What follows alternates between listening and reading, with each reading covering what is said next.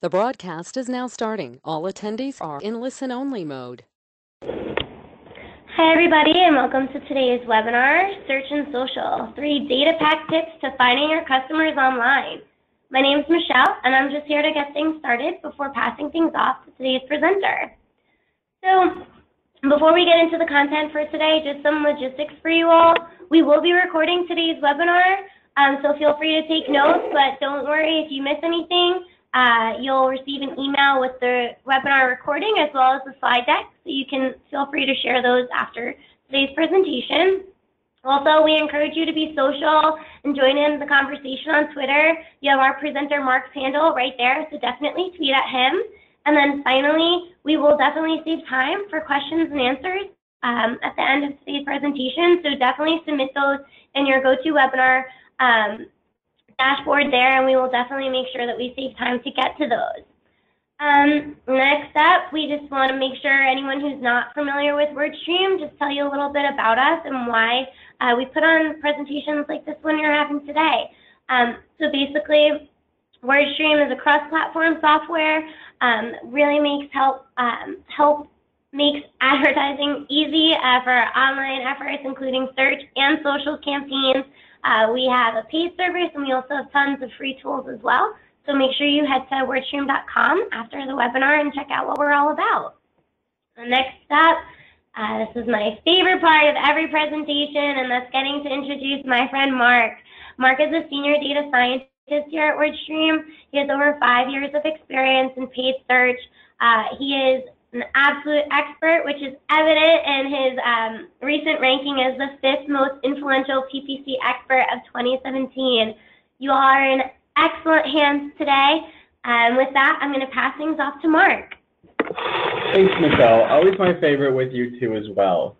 So obviously, I come from a background. I've been doing paid search, also paid social for a good time now, but specifically, you introduced me as 5+ years of paid search experience. I feel like that's very representation of kind of what online marketing was 5 years ago. When we started talking about, when I started in the industry, I most certainly focused on Google. And I've lived in the paid search world. Like, that was just what things were back then. That you would talk about Google, and you might also talk some about Bing, and you talk a little bit about Yahoo, to date myself a little bit there, but that's what 2012 was when I started. Obviously, there's a reason why Google and paid search is such a big focus for marketers today. Google is first and foremost an advertising engine. If we were to look at their 2016 revenue, we see that 88% of all of Google's revenue comes from advertising.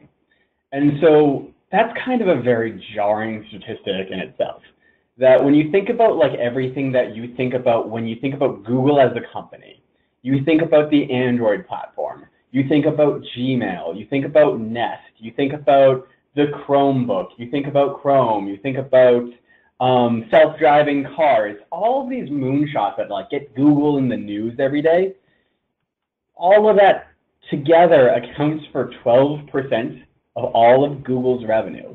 The other 88% of that is just advertising. And so over the past, I don't even know how many years now, 16 years that AdWords has been around, 10 million plus advertisers have relied on Google AdWords. And that number has grown every single year since 2001 when AdWords started. Google still not shrinking today.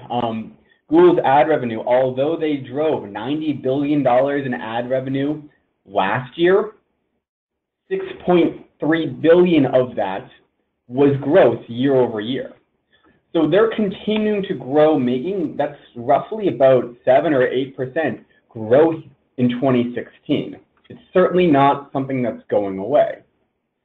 But what we weren't talking about when I first started in paid search is we weren't really talking a lot about paid social. It most certainly came up in a couple of meetings. I remember I was at a table and we were brainstorming new places to go outside of search. And, Facebook most certainly came up anecdotally, but then you would immediately move on, and we talked about other social networks and other ways, terrestrial radio, satellite radio. There were a lot of things that were just beginning to form back then. But Facebook now is also becoming a fairly large competitor in the digital advertising space. If you look at Facebook, just over the past 2 years, 2 million advertisers have joined Facebook. And nearly all of what Facebook is doing in terms of where its revenue is coming from, 97% of Facebook's revenue comes from advertising. So Facebook has most certainly put its foot down and decided that this is a venue for it, and that it's going to join Google in being this kind of like advertising engine all around. And so far, it's fairly successful. Obviously, getting 2 million advertisers to join in the past 2 years speaks volumes on itself, but Facebook is finding success in that growth. Again, Facebook has grown $5.1 billion last year alone, almost 25% growth in 2016.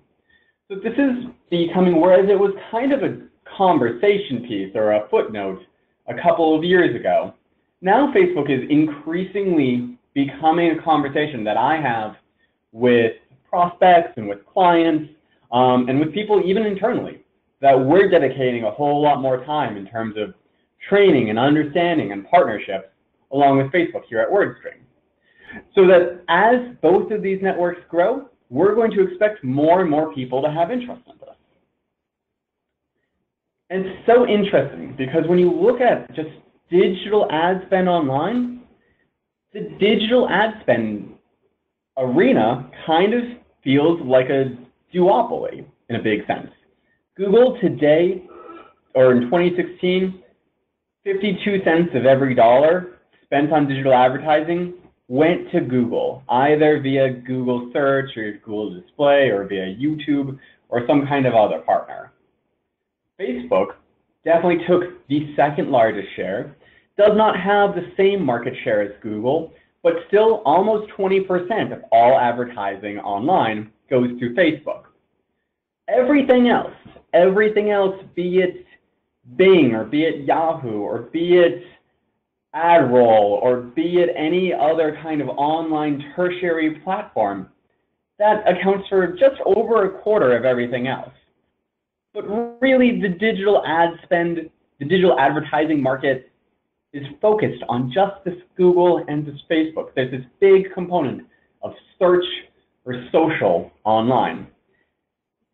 And a lot of the growth that's happening every year, 69% of the growth last year, occurred in just those two companies.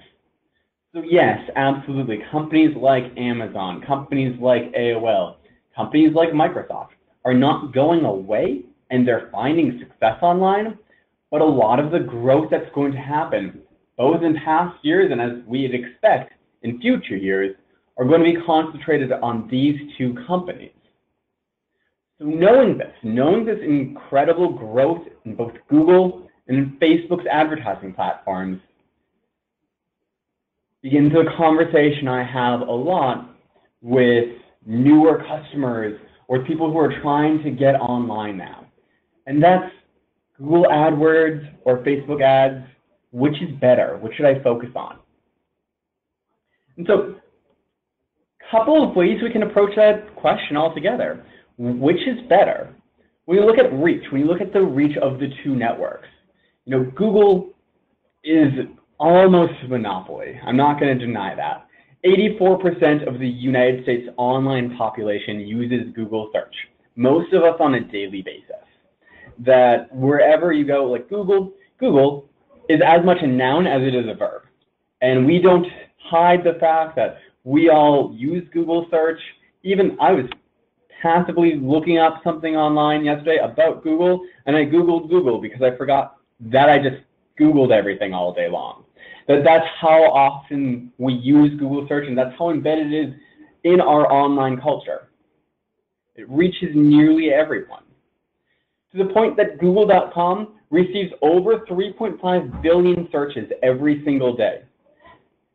And across the internet, drives an estimated 15% of all web traffic. Once last year, Google's servers went down for a total of 15 minutes, and the entire web traffic across the entire internet decreased about 15% as a result. So Google has a huge presence, not just in the Google SERP itself, but in just the number of people who rely on using Google on a daily basis, be it on their desktop, their mobile devices, or even their voice search platforms now. Facebook, on the other hand, is still the largest social network. Most certainly not everyone is on Facebook, or not certainly everyone is on Facebook all the time, but at 79% of the US online population is using Facebook at least on a monthly basis. It has that reach. Most certainly, 79% is not a minority or a small number of users, and in fact, that share is growing. And what's interesting about Facebook users is that those Facebook users visit Facebook or visit the Facebook app more often than they visit any other site or app itself. So although absolutely, if you just compare the numbers, Google does have 84 to 79%. Google has a slightly larger reach online. Facebook's reach is very loyal and is very re-engaging. Whereas, you might do 1 or 2 searches on Google a day. Facebook, the average Facebook user checks on 6 times a day. So here, in terms of reach, directly on Google or Facebook, it's an immediate tie. It's a very close competition between the two, that yes, Google reaches a lot of people, a little bit more people, but Facebook reaches the same people a little bit more often. But if we were diving into secondary networks, other things that Google manages, Google manages the Google Display Network. And the Google Display Network is a collection of 3+ million sites and apps that reach 90% of the US online population every single day. And that includes 120 of the 200 most trafficked websites. So if you've ever been on a site called weather.com, or the New York Times, or CNN, or HuffPo, or Pandora, all of those major sites are of course part of the Google Display Network, and the ads that you see on those sites generally come through Google. Also, Google has a secret weapon called YouTube. YouTube is the silent killer in all of this. YouTube is the world's second most popular search engine. So of course the world's most popular search engine is Google, but then every other search engine that people typically think of, Bing, Baidu, Yandex, Yahoo, all of those still don't get as many searches as YouTube. So it becomes the second most popular search engine and the world's most popular video hosting site. It obviously has a large reach just outside of Google.com. Whereas Facebook has its secret weapon, Instagram. Obviously, Facebook owns Instagram. Instagram is a fairly successful, I believe it comes in the 4th most popular social network online. So obviously Facebook being the most popular, and then Instagram becoming very popular. It rivals most other populations, particularly within the US, particularly within young people. But at 32%, it's still not the same kind of breadth that you see on Google. And Facebook can serve display ads outside of Facebook and Instagram via their content network. But right now, that's a fairly new development. Facebook is growing this content network. It's showing on thousands of other sites, but I'd argue it does not rival that of the Google Display Network, which is the world's largest display network, or YouTube, or Gmail, or anything else. So with this one, when we consider the secondary reach of these networks, I really have to award it to Google. That Facebook absolutely has Facebook.com and the Facebook app. Instagram is nice, but at the end of the day, Google has a much wider reach. When we look at ad formats, When we think of Google, we first and foremost think of search ads, and that's, of course, intentionally. It's their flagship product, it's their flagship ad product. Search ads make up about 60% of all of Google's revenue, but Google also has shopping listings on the SERP. They have app install ads both on search and across the web. You'll see image ads across the web. You'll see video ads, particularly on YouTube in a pre-roll format. And you'll also see ads within Gmail. So there's a lot of different ad formats on Google. Although we first think of search ads is the major win to Google. There's a very diverse set of ads that Google has. Facebook, when we think of Facebook, we think of image ads.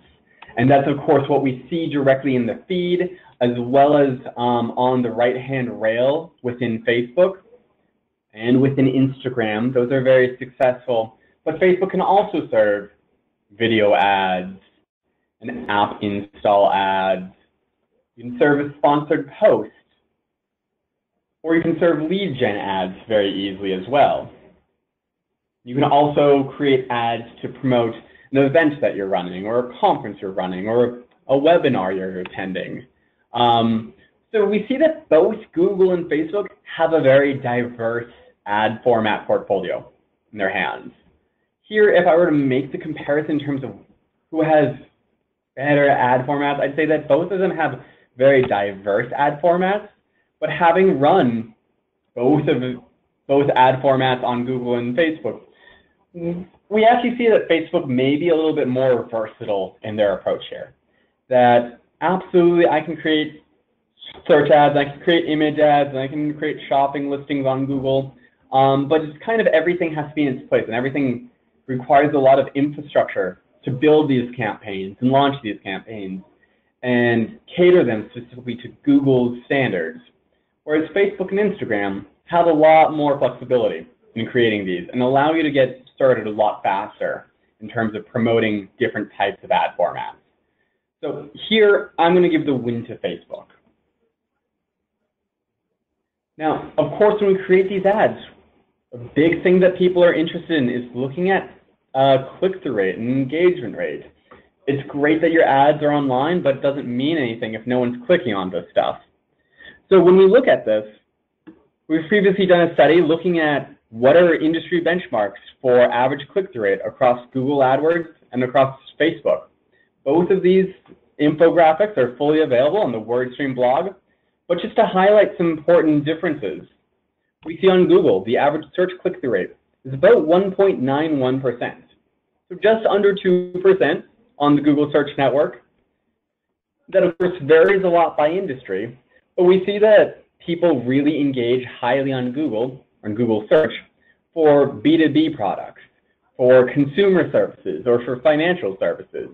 That kind of like very serious business when you go to Google and you start searching for something. When you need help with something, Google's there to help you.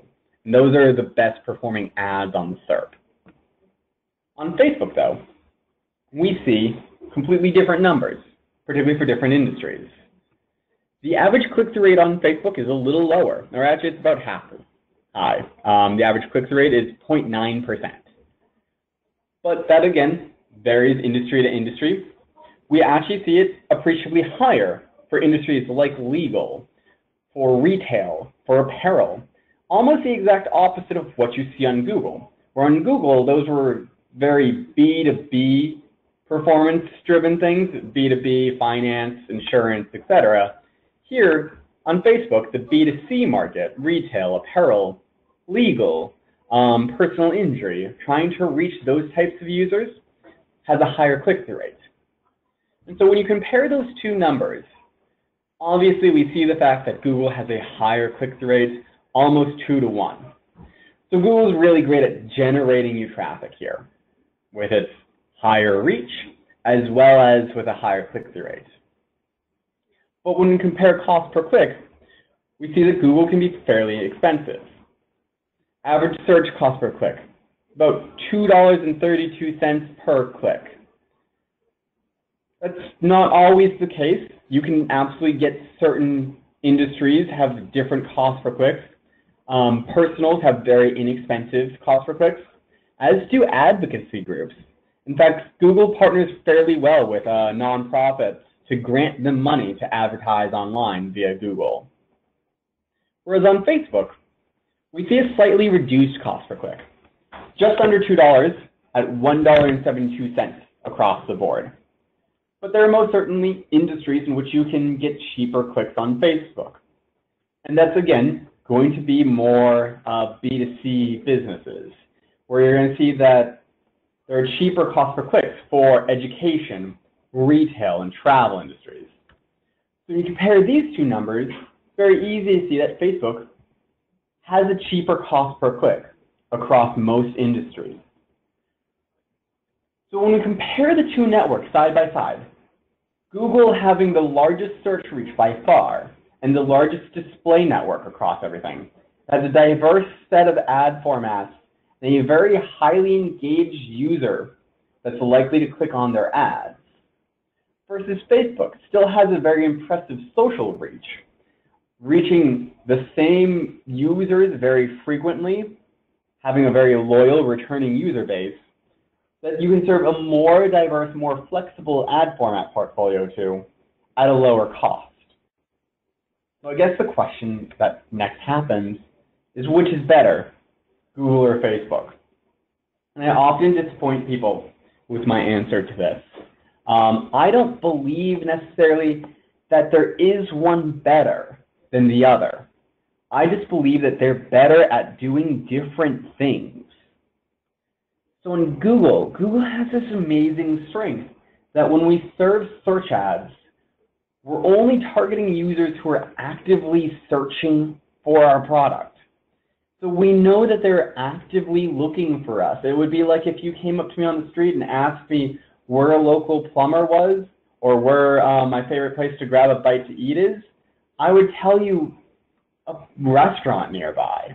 Google benefits from the fact that these are people who are going to Google for advice and for answers to their problems. We have a lot of control over what keywords our ads show to, but apart from that, we're basically serving our ads to everyone who's searching for those keywords.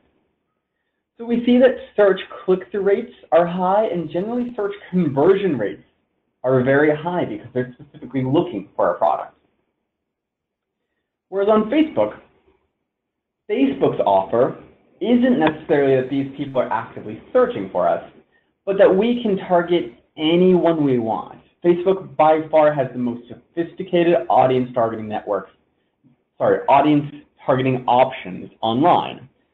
Name any piece of information Facebook has about you, and you can target someone online based off of that. So you have a lot more control over who sees your ads, but they're specifically not looking for your product that second. They're specifically not searching. They're on Facebook, they're on their Facebook app, they're on Instagram. So consequently, Facebook is a great way to inexpensively target or reach new users who might not be searching for your product yet. And best of all, both of these networks have flexible bidding and budget strategies. We're talking about Facebook having about $1.70 cost per click, Google having a $2.30 cost per click. Still, at about $2 per click, advertisers can reasonably get several hundred clicks to their sites for only a couple $100s a month. And so it's not uncommon, or it's not surprising, that when we look through exactly where this growth in both Google and Facebook is year over year, where the $6 billion on both platforms is growing, that most of the growth that Google and Facebook are having are growth in small and medium businesses. And I know that I personally manage a number of clients who spend under $1,000 a month on either network, because you can find success on either network for a fairly inexpensive budget. And so, whereas Google benefits from this very high search intent because people are actively looking for your products, and Facebook benefits from this very sophisticated audience targeting, where the big win that small and medium businesses have is not in using one or the other, but in using both. That if you combine the two, and you're smart about combining the two, you have potential to take the best features from Facebook and use them on Google, and the best features from Google to get more out of Facebook. And so that's a lot of what I want to talk about today. And so we can use Facebook to enhance our Google and our Bing campaigns. And so we know that why we use Facebook. It's to get people, to attract people who are specifically not searching for us. If we're using Google search and Facebook together, we'll actually begin to see more people search for our product or brand after seeing our ads. That the more we put our ads out there, the more people we're going to see later search for us. If we were to start on advertising on Bing ads, for instance, people who search on Bing and then later will search on Google, we'll see that 26% additional people will search on Google for your brand name after you launch a campaign on Bing ads. If you were to run a display network buy via the Google Display Network or via YouTube or something like that, you're going to see a similar brand lift.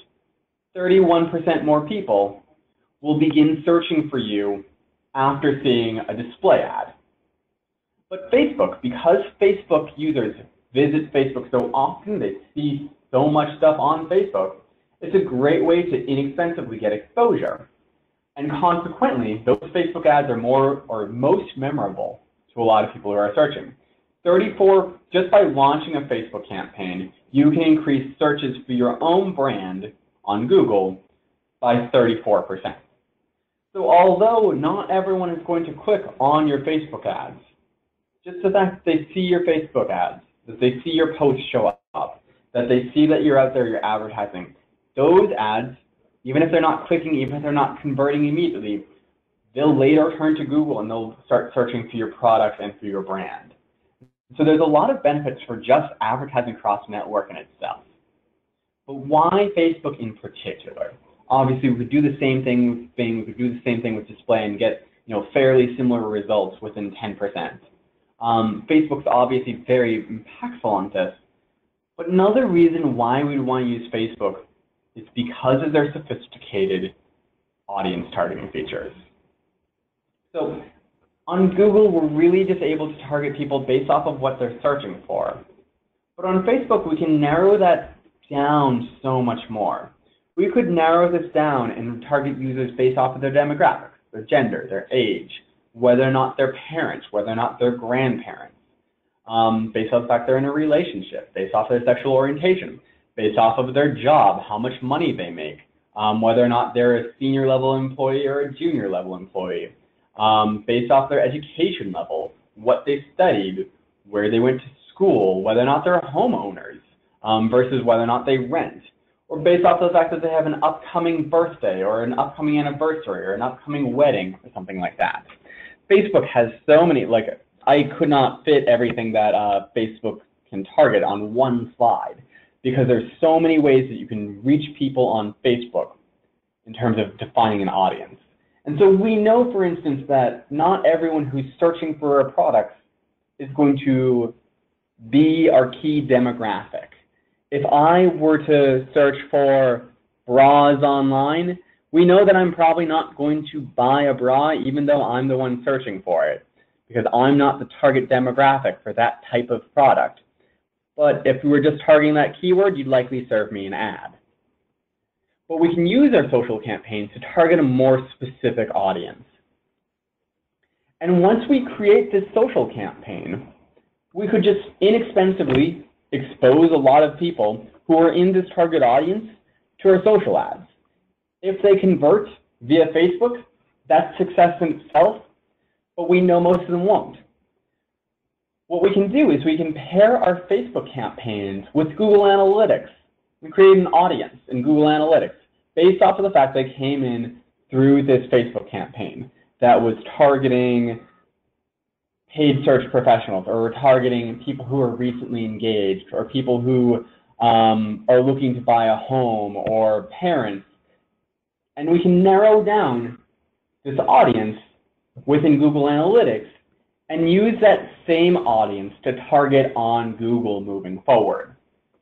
So that now, knowing the fact that you've clicked on my paid social campaigns, knowing the fact that on Facebook you're a young professional living in Boston in the advertising industry, I can serve you an ad to sell you this certain product that I can't necessarily target you entirely based off of your keywords. And so where this comes into play is there's a lot of different ways that you can kind of approach this.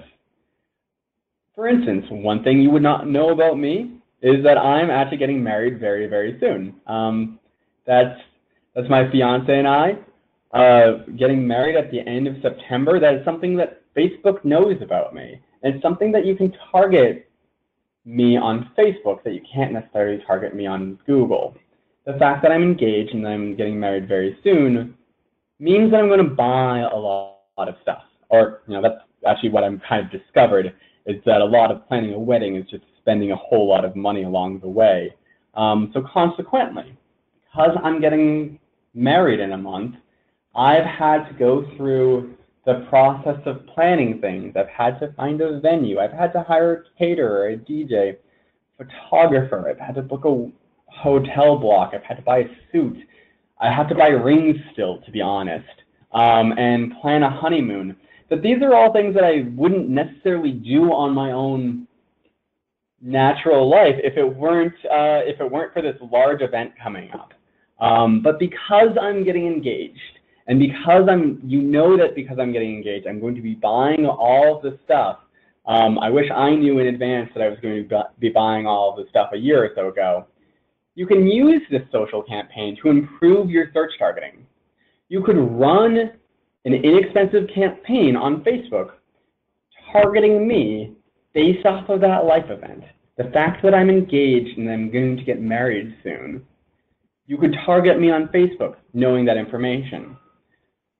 Then, later on, knowing the fact that I came through that Facebook campaign, when I search for something like wedding rings, you could specifically serve me an ad based off of the fact that not only am I searching for wedding rings, but I've also said that I'm getting engaged or that I'm getting married soon.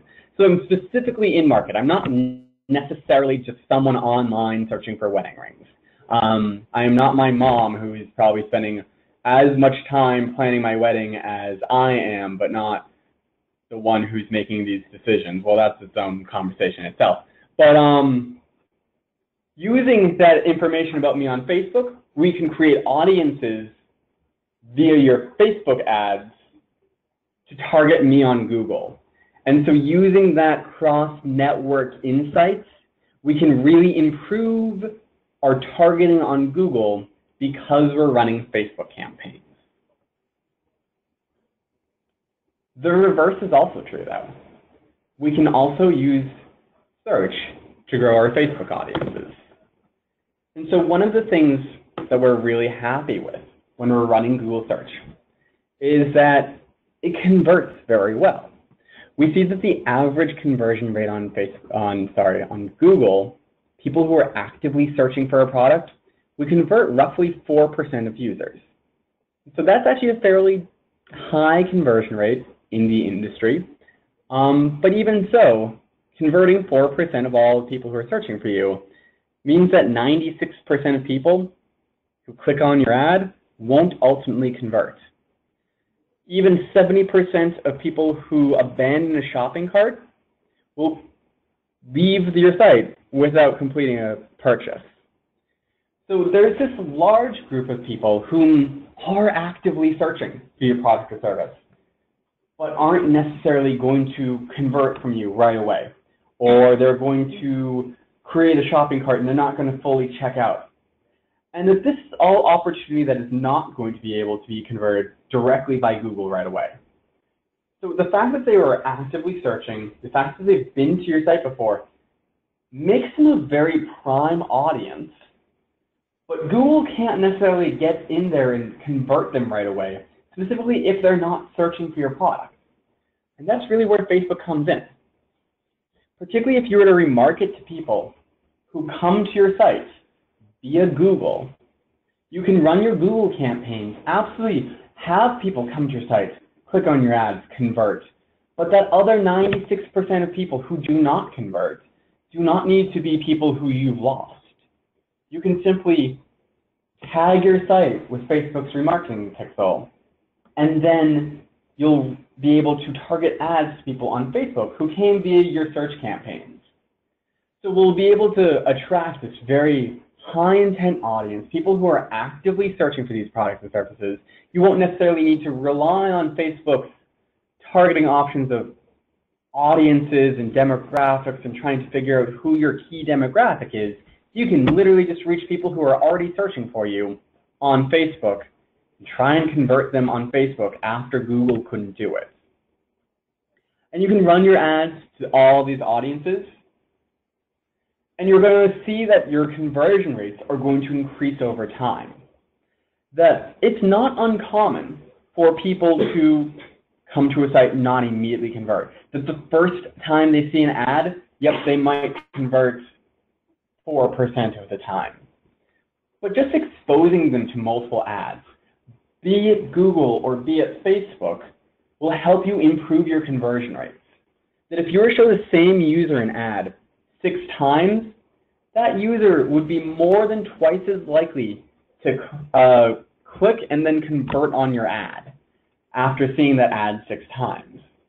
And remarketing is not unique to Facebook, but it's particularly powerful on Facebook, particularly when you're doing search as well. For the reason that earlier today, when we said that what was Facebook's main appeal, is it reached so many people and that it reaches those people so often. We see that increase, that showing an ad to someone 6 times will double their conversion rate. What's the average number of times that someone signs on to Facebook a day? It's 6. So consequently, over the course of a day, if they don't immediately convert on your site via Google search, by serving them ads on Facebook, you can double your conversion rate just by showing them ads based off the fact they've already been to your site. And so you can use search to supplement social in a very similar way that you can use social to supplement your search campaigns. So that's what I have for today. Thanks so much for joining us and listening.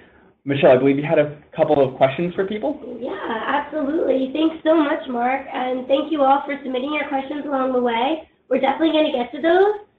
Just before we get into the question and answers with Mark, we have a special offer for everybody who joined us on our webinar today.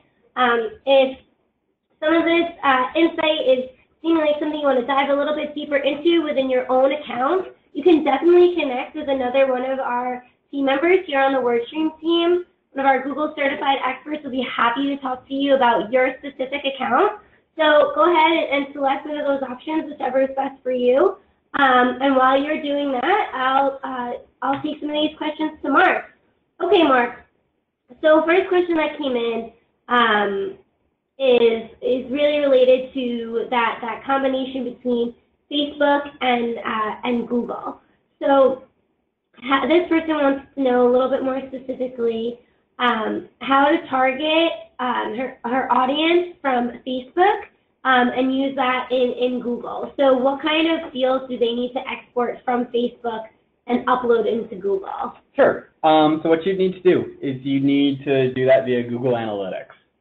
So within Google Analytics, if you were to go create a remarketing audience under the admin section of Google Analytics, you have some options that are available in Google Analytics that aren't immediately available in a lot of your other platforms. So you could go into Google Analytics and create an audience based off of source medium or based off of campaign. And from there, you just want to type in the name of your Facebook campaign. Let's say your Facebook campaign is titled like teachers or something like that. You could create that audience based off of the fact that they came into your site off of the teachers campaign in Facebook, and then you could you could import that audience from Google Analytics into Google AdWords and target them via your audience targeting settings in Google AdWords.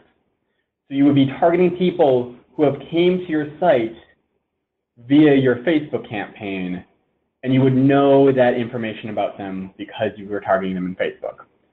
So whereas you're not able to target teachers directly on the Google SERP, you can target people who came via your Facebook teachers campaign. Awesome. Thanks, Mark.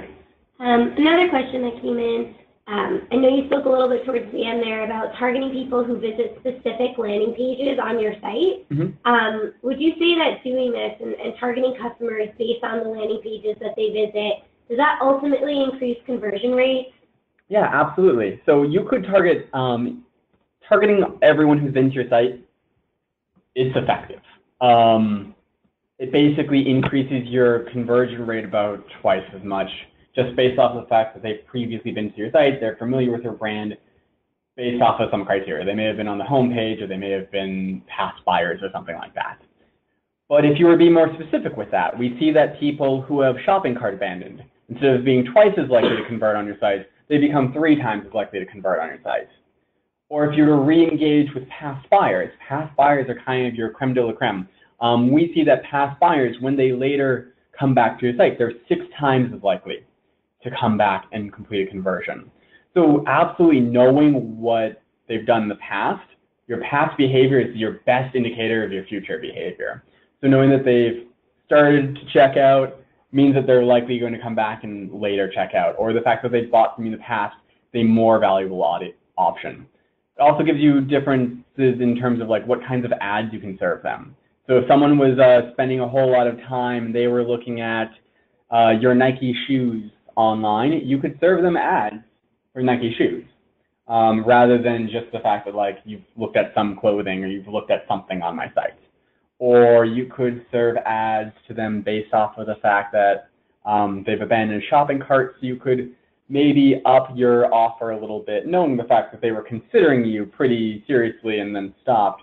Maybe you serve them a coupon for free shipping or for 5% off, something to kind of like get that FOMO back into them to get them to come back. Awesome. Another question regarding Facebook specifically. And this question is just the type of promotion on Facebook. In your knowledge, what seems to have been most effective? That right side ad or sponsored post? What's the most effective approach on Facebook? So that's going to differ a lot from industry to industry. If you're a lead gen client, let's say that you're just trying to get people's emails, then you're going to find like lead gen ads, which generally fit in the form itself on Facebook, the mobile news feed or the web news feed are going to do particularly well.